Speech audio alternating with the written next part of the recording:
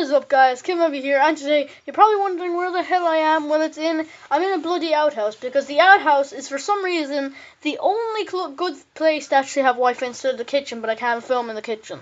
So, yeah.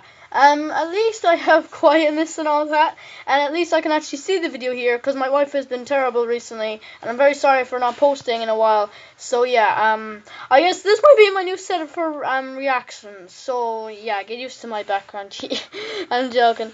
Okay, so let me just shorten me, and there we go. Okay, let's get to this.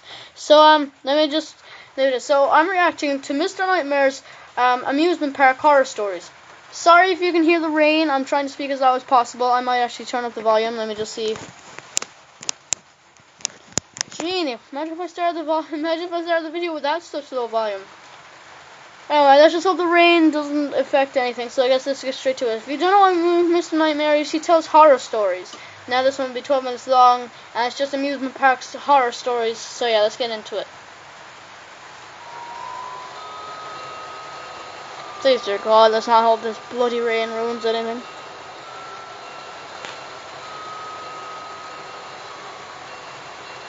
Sorry if you can hear it, though.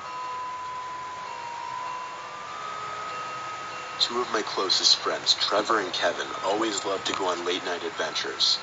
Okay. I have so many fond memories going on creepy midnight exploration sessions with them, but I have some not-so-great ones as well. However, the worst experience was the night we went to Joyland Amusement Park in Kansas. And let me just tell you this, he doesn't actually show you what happened, he's just telling a story. I'm glad that this rain's kind of calming down, so let's get to this. Abandoned park surrounded by a somewhat typical suburban area. We lived only 10 minutes away from the park, so we figured it would be our next late-night destination. We always brought our Phoenix flashlights, backpacks, and boots whenever we went to places like this. Today, mostly everything in Joyland Amusement Park has been torn down, but this was back in 2011 or 2012, and at that time, most of the buildings and rides were still standing. We pulled up on a side road next to the parking lot since it seemed a lot less sketchy than pulling up into the parking lot itself. Then we figured we should just pull up onto the grass next to the woods by the park, because God forbid if a cop would drive down the road. Kevin led the way while Trevor and I followed behind, talking to each other, sometimes joking about how much more eager Kevin was to move ahead than we were. We kept our voices low, however, because we never knew if there might still be security in places like this. All the carnival shacks that once held concessions and games had now been ransacked, trashed with cans and bottles, and sprayed with graffiti. It was basically the scene that you would expect to see in an amusement park that had been abandoned for years. Even though the park was surrounded by... I'm sorry, guys, but he never really shows videos, really, so I guess let's get to suburbs. It was kind of encased in by woods in almost all directions. So instead of late-night traffic, all we heard were crickets and other night creatures. It added to the experience because, to be honest, all three of us in a certain way liked being freaked out. We walked into another carnival game stand. This one with the paintings at top still not completely worn away or graffitied over. It had some smiling cartoon character holding a dart gun, so I'm guessing it was some kind of target hitting game. Now it was just rubble and litter on the grounds. Suddenly there was the sound of a glass bottle breaking not too far away. When we turned in that direction, it became clear it definitely came from the bigger-looking building. Perplexed and kind of shaken, the three of us went in that direction. We stopped probably 2/3 of the way there, when we saw someone standing in the corner of what was once called the Wacky Shack attraction. The person was legitimately just standing facing the corner wall of the entrance. I whispered at my friends to back away slowly. There was clearly something wrong with this person, and we didn't want them to hear us. We backed away, trying to avoid making any noise. It was almost like something out of a cliché horror movie when either Kevin or Trevor stepped on a beer can, which made a really loud crunch. The person standing in the corner turned their head and looked at us, but the speed in which they turned their head was what really scared me. It was almost like a deer. We could now see it was a man. He had a deranged look on his face. The three of us simply walked quickly away. We didn't run because that would only be more cause for this person to chase us. We made it to the woods where we would cut through to get to the car. Halfway there, Kevin looks back and mutters, "Oh shit." We look back and see the guy just standing stiff next to a tree in the distance, a few meters away. Running seemed like our only sensible option at this point. It didn't take long before we were at the car. We screamed at Kevin to unlock it as he fumbled for his keys. As we got into the car and looked out the windows, we could all see him again, this time once again standing stiff like a statue, hunched over by the tree line to the woods. Kevin drove off, and Trevor and I screamed out taunts to the man. That didn't mean we weren't still absolutely shaken permanently. It's scary to think that none of us ever actually saw that weird man move. He seemed to always be standing still whenever we saw him. So guys, that was story 1. There's usually like at least 3 stories in these. That one wasn't as good as I thought it would be. Now this is my first time actually seeing these, and I've seen a lot of Mr. Nightmare's videos. So yeah, I really like horror stories anyway, so I'm not finishing it here, guys, so let's get straight back into it. If you wonder what I'm looking behind me for, there's a door over there, and I'm freaking creeped out. I'm sorry. I was taking my family on a road trip to South Florida. It was a long 2-day drive, and I could tell my kids were getting restless. I saw a sign for an amusement park zoom by on the parkway. Ooh. So I figured I'd treat my kids and take them to an amusement park for a Good couple hours. father. It was late already anyway, so we were just going to stop at the hotel soon. I figured I might as well. My wife and I followed our 2 kids, Tommy, 7, Ooh. and Trish, 5. They ran ahead of us to find a ride they wanted to go on. I had to admit, this was one pathetic-looking amusement park. There weren't many other people there. There weren't many attractions either. More than half of what appeared to once be attractions and games were now just empty stands and buildings. As long as the kids were happy, though, that's all that really mattered. Tommy was running so far ahead, pointing at one of the rides ahead in the dark. I thought for sure he was pointing to the Ferris wheel, but when he made an unexpected turn left and out of sight, my wife and I screamed for him to come back here immediately. When he didn't come back, I told my wife to wait there with Trish while I ran as fast as I could to chase after Tommy. I couldn't find him anywhere, though. Bad Tommy. My heart began to race. The feeling of losing your small child is a painfully scary feeling that will literally make you feel sick inside. I stood in place looking around in a full 360 motion, breathing heavily, afraid someone might have taken my son. I ran to the nearest worker I could find and gave them my son's description. They called on a loudspeaker for Tommy to come to the front entrance. In the meantime, I still ran all over the place searching for him. I stopped dead in my tracks, and I felt my heart drop when I found him.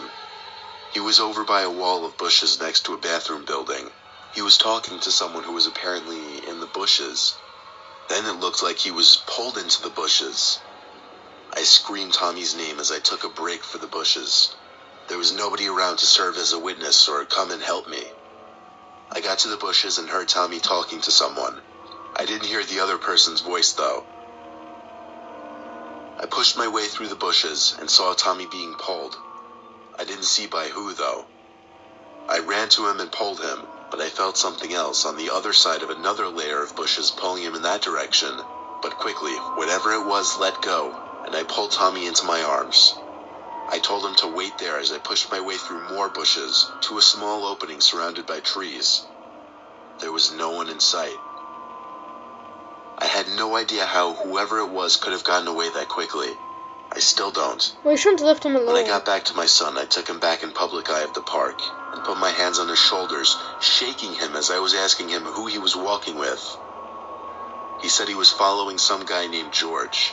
He said George was a lot older than him. I took him back to the front entrance of the amusement park and had him describe George to the workers. They said they'd keep a sharp lookout for him, and we promptly left the park. We went straight to a hotel, and the rest of our trip from there was normal, except for the fact that I couldn't get the incident out of my head. So guys, that was story 2. Story 3 is on soon. I hope you're liking this. If you want me to do more, stupid. I first became aware of eToro. Stupid ads, not sponsored. That I used stupid. to work at a little theme park called Thrillville, USA. No, not the video game. There was an actual amusement park called Thrillville. It Cool. was very tiny and secluded though, so don't picture a big place like Six Flags or something in your head. I never enjoyed working there because my shift would always be something different every day, and there was an insane amount of weirdos there. But that's irrelevant.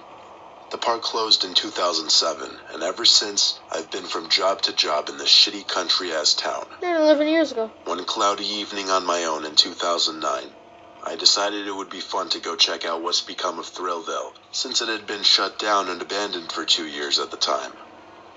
I pulled up to the parking lot, which was of course empty. The grass surrounding the park was now it's gonna be packed, laddie. It's gonna be packed. Obviously not. overgrown, and the overgrown grass waved around in the breeze, suggesting an incoming storm. Nah, Tommy's not coming Sneaking to cut in was the grass today. No. Tommy's too lazy. Tommy's at home on the couch watching football when he can't even play football himself. easy considering it wasn't fenced off or anything, but it was clear some things had already been torn down. Still, at the time, mostly everything. Do you ever see them people that are just like, they get their bikes and they go through the like abandoned amusement parks and they find like water slides and they go through the water slide? It's kind of cool. Then it's funny when they fail, like they fall off the Was side. still standing, but it had become so much creepier now. Okay. I began to feel tiny rain droplets, but I didn't really care. I was dressed for rain anyway. Walking around the park was creepy, but the first really disturbing thing didn't actually happen until I heard something scutter behind me. To be honest, I couldn't tell if it was a person or an animal. Could have been a But badger. something was definitely there. Always been I didn't badgers. see anything though, so I just pressed onward, choosing to ignore it. Drink a cup of tea. I Tea was helps snapping everything. constant pictures with my Canon camera that I took along because for a few months I was kind of into photography. You know, a passing interest. I snapped away at different buildings, the defunct roller coaster, the big old yellow slide that was now covered in mud stains. Then there were the buildings like the bathrooms, the main office, the varying maintenance shacks. You're gonna put pictures on a newspaper or heck even online about you taking pictures of an run-down bathroom. What do you do in your spare time? I decided I would start with the bathrooms. Of I don't know why I course. thought that would be interesting, but I did. The most shittiest place. Literally. I stepped into the men's side of the bathrooms, which was obviously pitch black inside. The lights no longer worked, so I had to turn on the flash on my camera, kind of like that scene from the first Saw movie. Oh yeah. I took a picture of the sink and mirror and checked the image quality. The light flash on my camera was very bright, so pictures in the dark always came out clear. Then I heard the slightest little ting sound. It came from the side of the bathroom with the stalls. I called out, "Is someone in here?" Why would you There say were two that? stalls from what I remember. That's the thing, they always make mistakes in horror movies. If they're in horror movies, like, anyone there? It's not like the killer's gonna be like, I'm in the kitchen, want a sandwich? Jesus. I went over to the first stall and pushed the stall door open slowly. I aimed my camera into the stall and took the picture. It's a toilet. The light revealed nothing but a toilet in the stall. Well I done. moved on to the next stall and pushed the door open. With this one, I was having trouble drawing up the nerve to take the picture. It What? took about 5 seconds before I pressed the button, and the camera light flashed. And in that brief moment of light, Ooh. I saw a tall figure looming down at me. I shut the stall door and screamed as I ran back outside to the light and to my car. When I got to my car, I checked the picture I captured in that stall. In the picture was a figure, probably 6'3", standing in front of the toilet, but for some reason the face was blurry. Give the man his privacy. You can't just come bursting down a door and take a picture. Oh, you man. Ah! Oh. I couldn't see any distinguishing features, but it seemed to be a man. Oh, well As I done. browsed through some of the other photos, I picked up on something disturbing. In 4 photos out of 10, I found what appeared to be a person hiding somewhere in the distance, but always seemed to be staring at me. In 2 pictures, the person was in the woods. In 2 others, they were behind buildings or rides. I never sent those pictures from my camera onto my computer, but I think they're still on the camera. I just haven't seen it in years. It might be in my attic. If I find it, I'll post them online. but I quite frankly never want to see that picture again. Alright guys, so that was the 3 amusement park horror stories. I hope you liked it. Please smash a like and subscribe and stuff like that. If you want me to do more of these things, put them down in the comments. I don't know what to say anymore. I'm sorry. I don't know anyway. So yeah, please like and subscribe and stuff like that, and I'll see you on later. Bye.